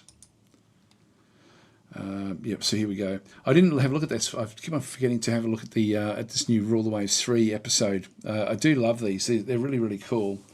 Airships conquer the skies. I think that's just a minor correction that does go in through there. Patch note, that's Quasimorph again. We've added the ability to speed up animations. Yeah, that's I love Quasimorph. Such a great game. Gal Civ, I've been streaming that a little bit this week. A lot of fun playing with the changes in the Warlords DLC. That's really, really quite cool, actually, what that one does bring in. I really love Gal Civ 4. I'm having so much fun with it. It's such a great game. RimWorld, new ambient horror settings. I don't know what this one does. So this one was just over the weekend. New feature to today's update adds a new way to play with all the anomaly content threaded into the entire game instead of being linked strictly to the monolith quest. That's good. Similar to more how other expansions all interact together continuously. Yeah, I thought it did actually. So that's good that they've actually done that. It means I'm going to have to restart my my settings. Better support for tribal playthroughs. I don't tend to play as them anyway. Yeah, it's good stuff. God, he's made a great game. It's such a great game. Dominion 6, here we go. So we've now got a new faction, Late Age Pyrene, which I think is must be the Cyclopses. Cambion Kings is now available with Late Age in Dominions. The Black Goats of earlier times have been ousted and replaced by Cambion half-demons, side by succubus and incubus devils summoned by the church. This new version. So Pyrene, wasn't that the... No, that was Mycene, wasn't it? I forget the different groups that now come into it. Yeah, God, they just keep on improving it. I've got to go back and play this again. I keep on forgetting that it's there. You know, like it's sort of one of these things where I really should just promote it right up to the front of my fantasy games just so I see it there, because it's such a great game. Yeah, I might do that right now, actually. Let's just go and, well, it's actually right there. I'll just put it in front of that one. There we go. I'll notice it now a little bit in the fantasy section. Okay, Master of Magic, that's that important communication, which is a shame, but it depends on what they do with it, I guess. And look, I know that Slytherin do a good job with being able to massage games into different areas. Field of Glory 2 and Field of Glory 2 Medieval and Field of Glory 2 Kingdoms. Kingdoms I've been playing an awful lot of. I'm allowed to now show it, which I did. I think I showed it briefly last week. This is I'm having fun with it. Like it's a game that is going to be not for everyone, I've got to say. Like it's actually going to be. It's one of these games where I think if you can slow your pace down when you play it, you'll get a lot out of it. If you can play it quickly, but you miss so much. It's one of these games where the more you scratch away at the surface, the more rewards you're going to get from the game. And it's one of these things where I'm still just in my head trying to figure out the best approach for the game. So when I'm saying Dom 6 has eaten my soul, there we go. But Field of Glory Kingdoms, I think is. It's as I say, it's not going to be for everyone, but it is a game that I have really enjoyed playing over the last week or two. Just sort of delving into it, just trying different things. Is it worth? I think I'll leave it for another little bit of time before I then show it again. But it is one of these things where I can't wait for the release of this one coming in about a month's time. So that's going to be very cool. Yep, so that's the Field of Glory stuff. Yeah, there we go. Kingdoms is coming out on June the 4th. So less than a month away now. We've got the patch live and new content. We saw that one last week. I have tried to contact the developers, but haven't heard anything back at this stage, so I might have to chase up that one a little bit. There's Age of Wonders 4 we've already done. Quasimorph Q&A, that's pretty worth reading, I think, just to sort of see what they're up to if you're into Quasimorph. And the others don't really matter that much, so that's all okay. Let's get into the marble run. So we've got... we'll drop that one down, just go back across. Okay, not very many people playing today, so wow, only 13. Wow, this is a very small run of Marble Run. So just go and grab those. I'll leave myself in there. And Actually, I'll just go back to the find, replace all. There we go. 15. So we've got 15 players. Let's go Control-S to save that one. Oh, Sean's come in as well. Just copy you in there. 16. And Joe Newell. All right, so maybe there's a few more. Okay, I'll let it go for a little bit longer in that case. So there's a few more that actually I'll put you guys in manually. I was thinking, wow, that's a very small number that we actually had going into that one. I'm just going to copy paste everyone in. Okay, and then Jinga back in through here. Control C. Okay, 19. That's not too bad. All right, so we'll save that one. William Thomas, you're already in there. So I didn't check the others, but I think I think that's all okay, and that's all fine. Okay, so we've got 19. Let's open her up, and we'll minimise that. Actually, where's Marble Run? I think I double clicked it.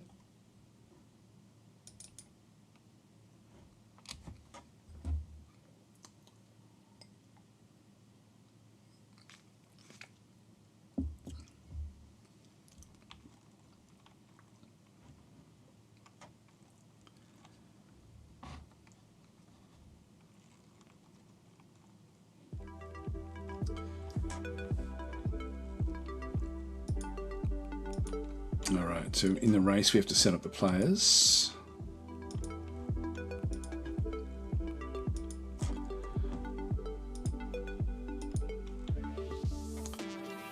Finish. And then go back. Grand Prix. 4 maps. Yeah, we'll just have this as the as what we do. So we'll just going to go to bots with 19. Autofill. There we are. Okay. Well, good luck, everyone. We'll play this one.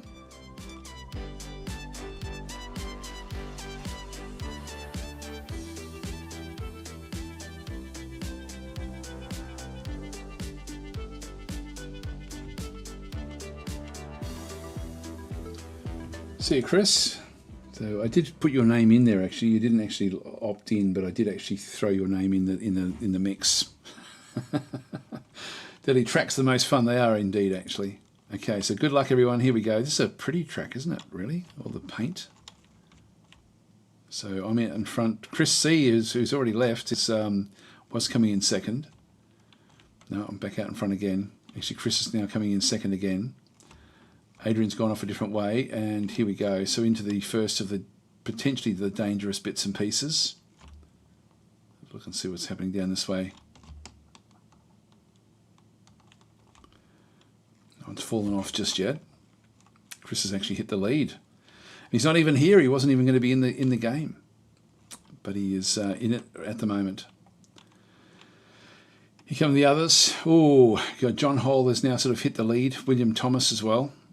Straight through for William. Wow, that was a good one through. Adrian's coming in second now, and William is and Adrian's actually gone straight through into this part of it. He's going to be the first one out of the bottom here. Adrian's the only one in that middle section at this stage. I know here comes a few others. No, actually, it's only Adrian in there, and I think Sean's in there. John is as well. John's the first one out. Adrian is out as well. Okay, so they're both coming sort of neck and neck. Oh, there goes Eddie Ballgame. He's out of the game. He's out. So John is now leading. And straight down into this one. If anyone sort of hits the wrong angle, they could end up bouncing off this. Dr. Jeff is coming third. John has actually made it all the way down to the bottom now. Adrian is now coming back through as well. Here comes Dr. Jeff. Actually, Adrian's gone straight through. John's still, then comes Jinga and Sean McVeigh as well. Adrian and Dr. Jeff, so Adrian is now coming first. And straight through, and is Adrian out? No, he's just gone looped all the way through. And here comes Jinga now, coming in second. Adrian's still making his way up through the various loops. Got John Hole, Dr. Jeff on one side, Jinga on the other side. Adrian's now in the final loop, or the final loops before victory. And he's going to be the first one up through there. He's a long way out in front, actually, Adrian is. Okay, so Dr. Jeff and Jinga are very, very close. And John as well, actually, and here comes Sean. So towards the bottom should be Adrian, and Adrian will be the first one through and will be our first victor. There we go, Adrian's the first one in. Jinga coming in second, John Hole coming in third, Dr. Jeff fourth, Sean fifth, Sithel coming through with Chris and ZXM, Hugh David. I must have fallen off the list. I know, I'm way back up there. All right, so Sean, Chris, ZXM, Sithel, they've all just finished. Still waiting on the others. So Hugh David's now finished as well. William Thomas coming through. That's our 10th spot. Bubicus, Resmelin, etc., etc. And I'm going to come in last after leading the race. Actually, no, Michael's going to come in last. Lucky last. But I think everyone... No, Michael won't finish. Michael's out of there. Okay, so well done, Adrian. Just press escape. Final results. Let's go to the next map. Yeah, 3 people didn't finish. Michael, CB, and Eddie Ballgame. So only 3 DNFs. Right, so we'll start this one here as well. Into the first loop.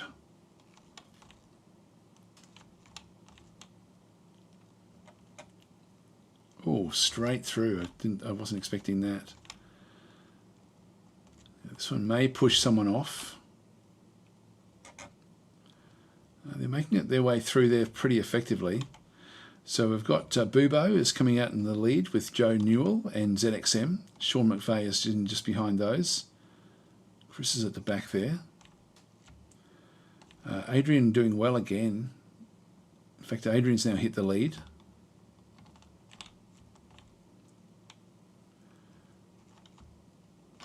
Just go and have another look to see where they pop out. Yeah, Adrian's doing very well here. Oops, no he's not. Hang on, no, it's Eddie out in front.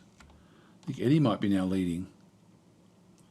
So we've got a few people at the top. There is another way through at the top there. But Eddie's a fair way out in front now in this bottom section. With Sithel, myself, Michael, Joe and Sean as well. No one's really at the top. So Eddie's a long way out in front here. Can he get through this easily? No, he can't. Here comes Sithel. And Michael as well. Oh, Eddie and Sithel. Sithel's actually just hit the lead. Eddie's had a bad run through there. Here comes me and Joe. And Eddie's finally out. Here comes Sithel for the victory. Yep. And so Sithel wins. Looks like I'm just going to pip Joe. And then here comes Jinga. And then Eddie finishes 5th after being so far out in front. Hugh David, Bubo coming through, John Hole, Sean, Michael. That's our 10. Then we've got Adrian coming through.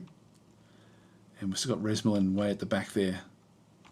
And CB coming through as well. Now Resmelin fell off. I think it might have been finished off by the line, sort of coming back through. So CB is the last one through there. That's good. So final results are in through there. We had a fair few actually fall off in that one. Let's go to the next one and sort of see what the next map is. This is Cool Captivating Calamity. That sounds pretty dangerous. All right, start.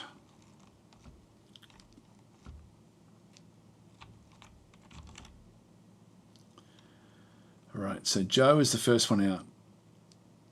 A whole lot of them. Let's just follow one of them down now.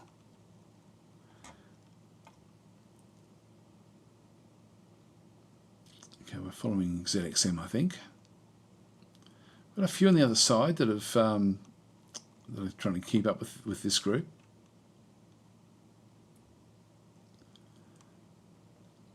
Okay, straight through.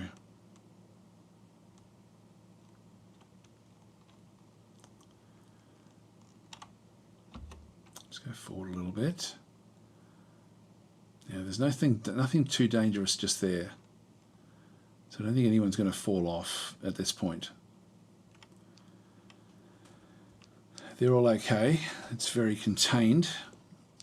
But it looks like we may have some other interesting things coming up ahead. So Joe out in front, Hugh David, Bubo, John Hole, followed by Resmelin.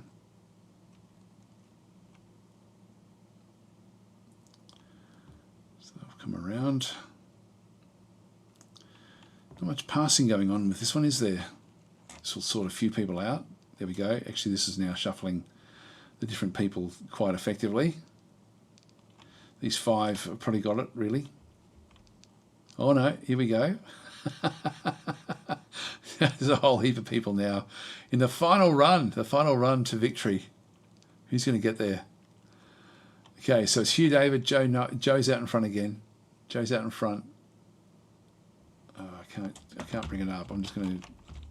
Sorry guys, I'm going to miss it here. There's a whole group. So Joe is out in front, and with Jinga and Sean as well. So coming down the final little loop. Actually, Bubo looks to be out in front now. Let's hit the lead with Sean. Sithel's going backwards. Here comes Bubo for the victory, and he has made it. Okay, so it's cool. So we're getting the top 7, top 8.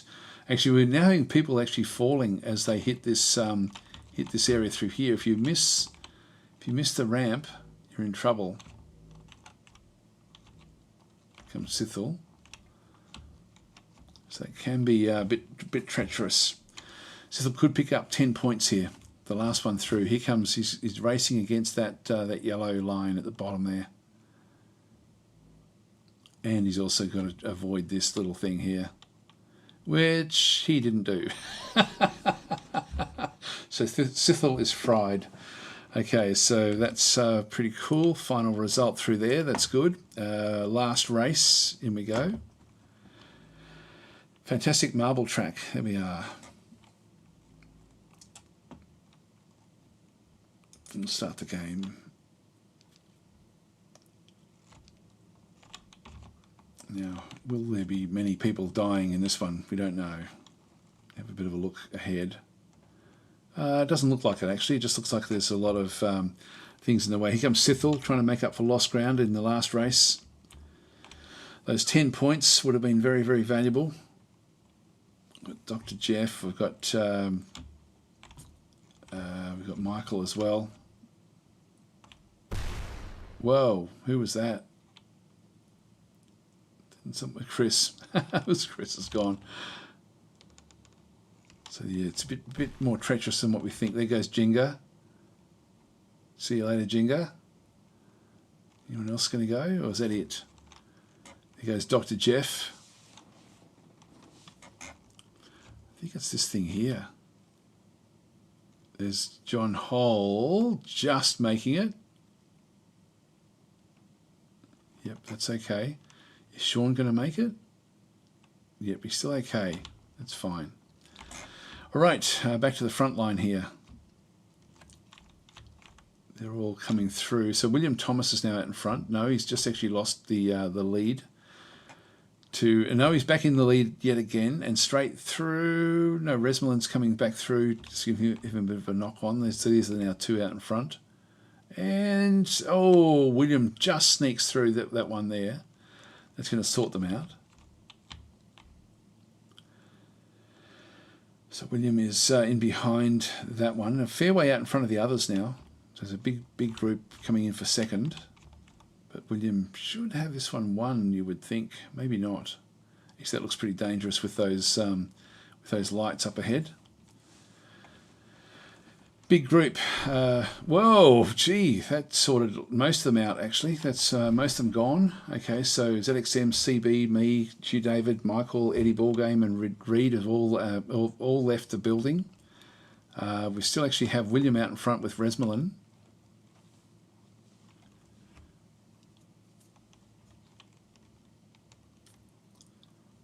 And we've got only 9 finishes at this stage. We still have to get through this dangerous area here, I think.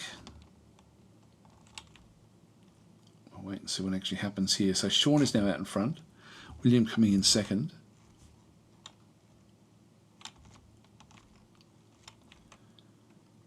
Is anyone going to be fried here? Yes, they will.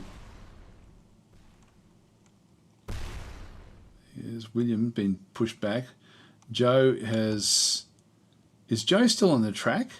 Sean is as well. Joe's straight through to the finish line. Sean, Resmelin coming in as well. So Joe actually finishes.